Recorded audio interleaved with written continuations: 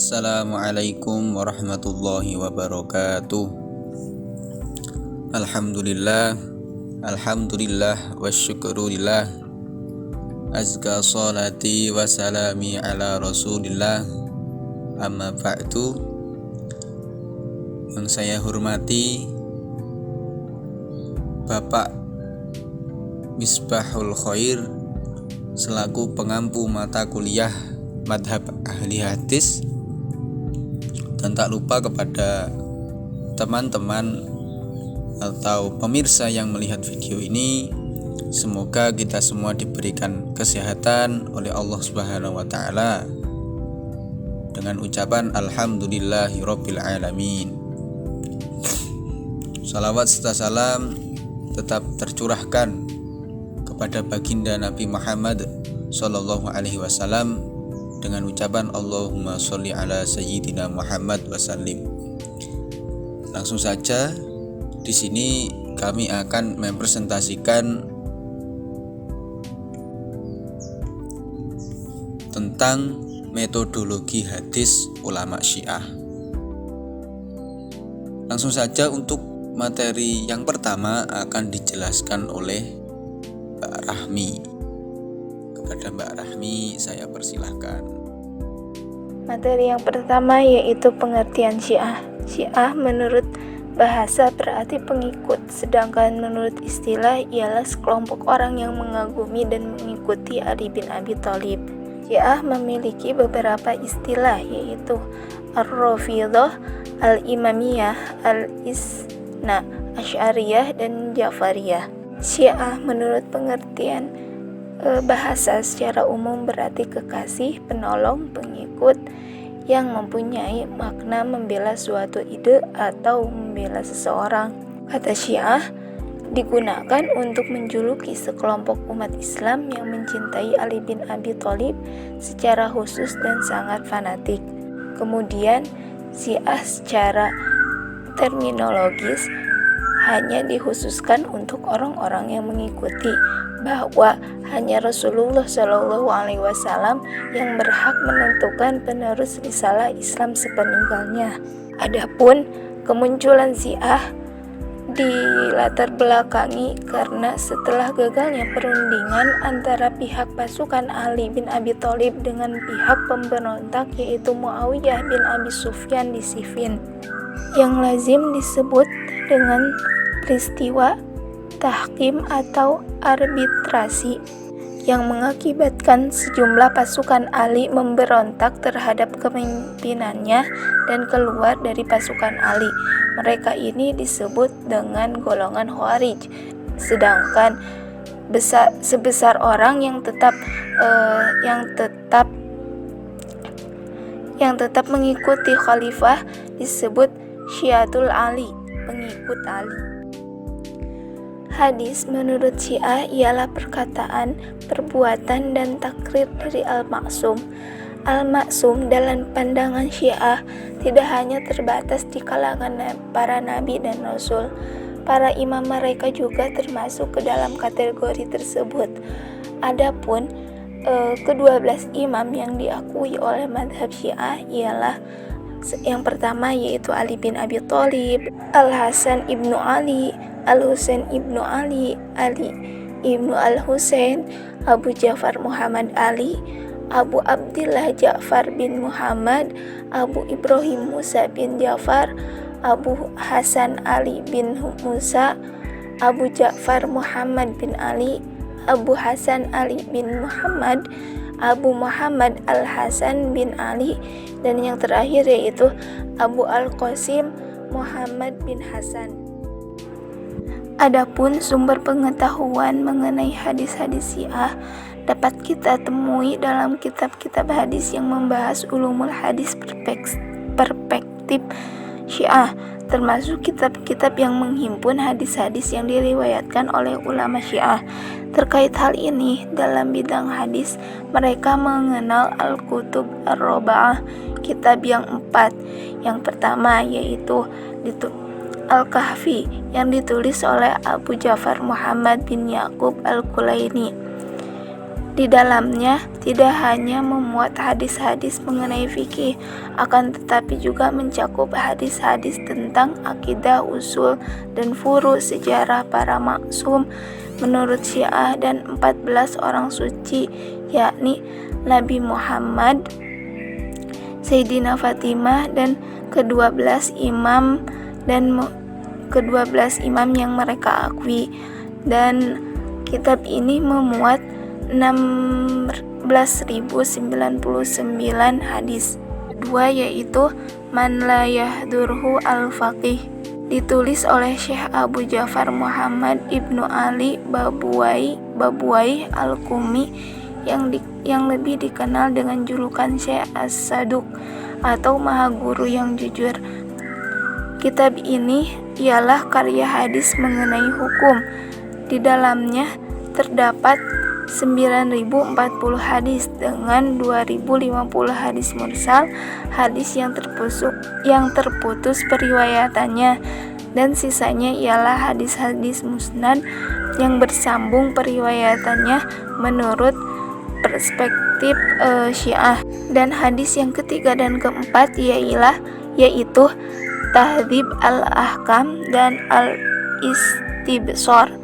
Kitab ini ialah ditulis oleh Syekh Abu Ja'far Muhammad Ibnu Hasan At-Tusi atau yang lebih dikenal dengan sebutan At-Tusi. Jumlah hadis dalam kitab Tahdzib al-Ahkam sebanyak 13.590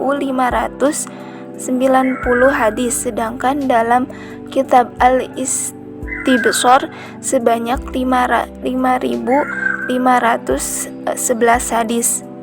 Adapun kitab-kitab lain yang derajatnya di bawah keempat kitab ini yaitu kitab Jami besar, diantaranya kitab Biharul Anwar yang disusun oleh Bakin Al-Majlisi.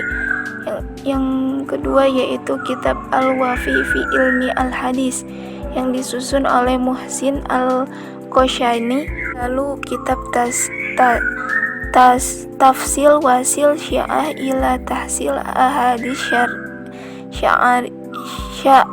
Syariah, kemudian Jami Khabir, lalu kitab Jami Al-Ahkam disusun oleh Muhammad Ar-Ridha As-Sayri Al-Kazimi. Selanjutnya yaitu poin ketiga tentang metodologi ulama Syiah dalam menetapkan sebuah hadis. Ulama mutaqaddimun Syiah membagi kualitas hadis berkisar pada dua jenis, yaitu muktabar dan ghairu muktabar. Pembagian seperti ini didasarkan pada yang pertama, pada kriteria internal, itu seperti keakuratan periwayat. Dan kedua, pada kriteria eksternal, kemuktabaran hadis yang dihubungkan dengan rawi-rawi seperti Zurarah, Muhammad bin Muslim, dan Fudail bin Yasar. Jika hadis yang kriteria kedua itu memenuhi yang di atas rawi di atas tadi, itu dianggap sahih, yaitu muktabar, sehingga boleh dijadikan hujjah. Dan bila mana hadis tersebut tidak memenuhi kriteria-kriteria tadi, maka hal itu disebut dengan ghairu muktabar atau tidak dapat dijadikan hujjah atau sandaran. Kemudian Syiah juga membagi hadis sama dengan ulama sunni, yaitu mutawatir dan ahad. Dikatakan bahwa pengaruh akidah atau keyakinan mereka itu tampak dalam maksud hadis mutawatir.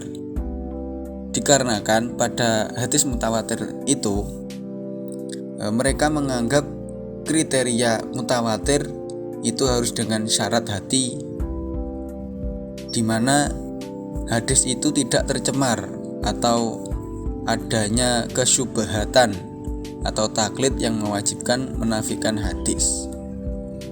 Itu. Kemudian pada era ulama mutaakhirun Syiah itu membagi kualitas hadis ahad itu ada 4. Ini yang mutaakhirun Syiah ada 4, yaitu sahih, terus muwasak, hasan, dan dhaif. Nah, sebenarnya sama, cuma hal ini ada perbedaan satu, yaitu hadis muwasak. Kemudian hadis ahad yang kriterianya tidak mutawatir, misal diriwayatkan oleh 1 orang atau lebih lah, tapi yang tidak sampai derajat mutawatir. Seperti hadis sahih, kriterianya harus diriwayatkan oleh seorang penganut Syiah yang telah diakui keadalahannya dan dengan jalan yang sahih serta sanadnya bersambung dengan imam yang maksum. Terus kemudian hadis hasan, di mana hadis ini yang diriwayatkan oleh rawi terpuji bersambung dengan imam yang maksum dan tidak ada ceritanya dari seorang pun mengenai cacat keadilannya atau adalatul ruwahnya. Kemudian yaitu yang ini, hadis muwasak. Hadis ini hadis yang diriwayatkan oleh seorang rawi yang bukan Syiah, namun ia adalah orang yang sikoh dan terpercaya dalam meriwayatkan serta diterima oleh golongan Syiah. Kalangan Syiah menolak secara mutlak hadis yang diriwayatkan oleh orang Sunni, namun ada juga yang mengatakan bahwa selama periwayat Sunni tidak dikenal karena kebenciannya pada Ahlul Bait Nabi dan dipercaya adil, adalatul ruwahnya dipercaya, dia diterima oleh ahli hadis Syiah. Jadi di sini ada syarat-syarat tertentu mengenai hadis muwasak ini boleh dari kalangan Sunni yang kriterianya tidak sampai membenci Ahlul Bait, seperti itu. Jadi bisa diterima oleh kalangan Syiah. Kemudian hadis dhaif, yaitu hadis yang tidak mempunyai kriteria 3 hadis sebelumnya, seperti tidak beragama Islam, fasik, majhul. Jadi bila ada hadis yang seperti itu sudah dianggap dhaif oleh kalangan mereka.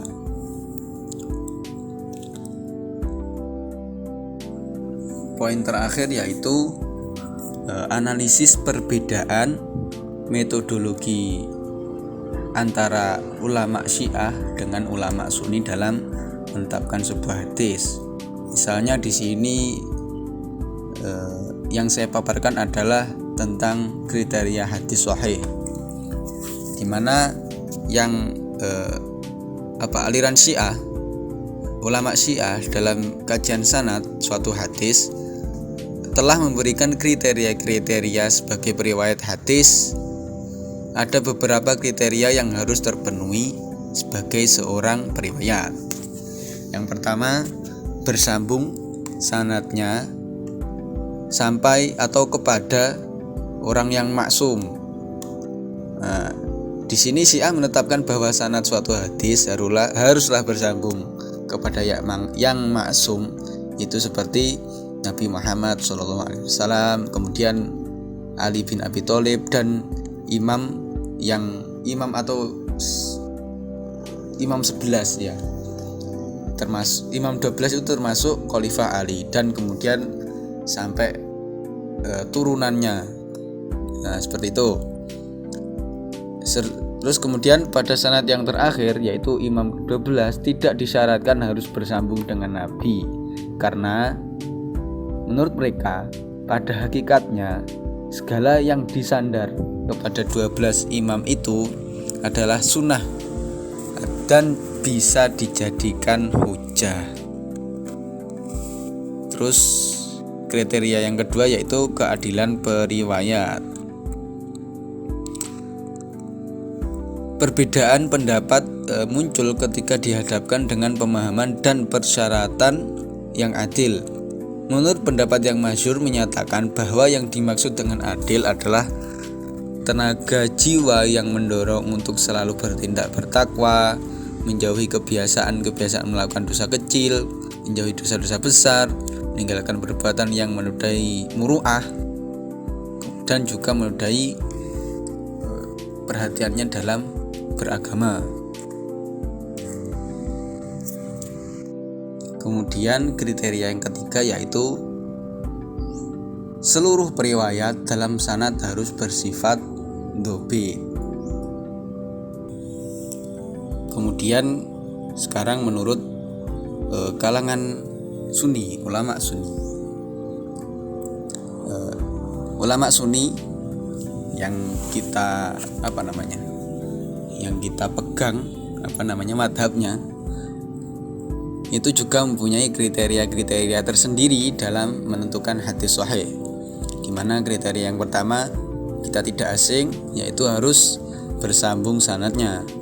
Artinya rawi pertama hingga rawi yang terakhir bersambung dalam penerimaan hadisnya, dan juga harus sesuai dengan metode yang sudah ditetapkan oleh para ulama. Kemudian diriwayatkan oleh orang yang sikoh, harus adil dan dobit, di mana adil harus bersifat yang seseorang tersebut senantiasa mendorong untuk bertakwa dan menjaga kredibilitasnya atau hafalan lah. Terus kemudian dobit, bisa dipercaya, hafal di luar kepala, terus mengetahui arti hadis dan mampu untuk menceritakan setiap saat sesuai dengan redaksi saat ia menerima hadis. Nah, kemudian tidak ada unsur syadz, artinya tidak bertentangan dengan riwayat lain, di mana yang diriwayatkan oleh Imam A ini sikoh dan yang rawi B ini kurang, ada cacat sedikit. Nah, itu menjadi syadz nantinya. Kemudian ada ilat, atau adanya kecacatan yang menghalangi hadis ini tidak sampai derajat sahih. Bila dibedakan dalam menganalisis metodologi ini, memang agak berbeda ya dalam metodologi dalam menentukan sebuah hadis, di mana ulama Syiah dan ulama Sunni ya memang menurut saya ini hampir sama, cuma ada perbedaan dalam menentukan. Seperti Syiah tadi ada tambahan hadis muasaq. Kalau di ulama Sunni kan tidak ada kan ya, tetap ada kriteria-kriteria seperti biasanya, yaitu sahih, kemudian ahad, hasan, dan dhaif.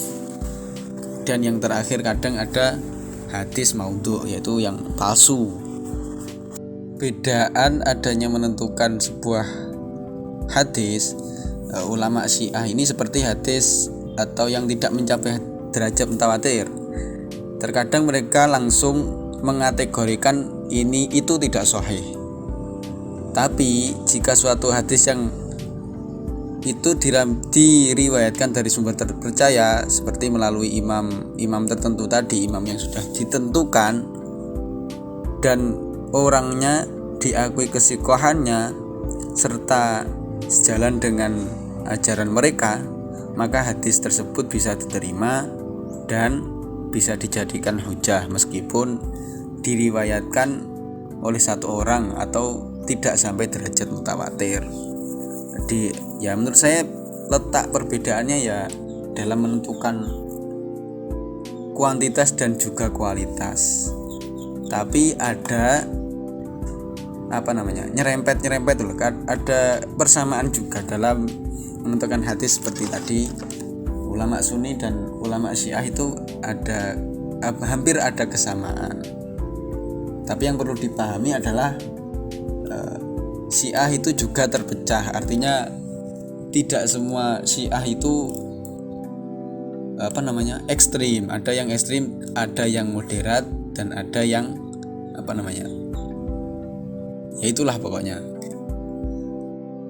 Mungkin itu yang dapat kami sampaikan mengenai materi metodologi ulama Syiah dalam menetapkan hadis.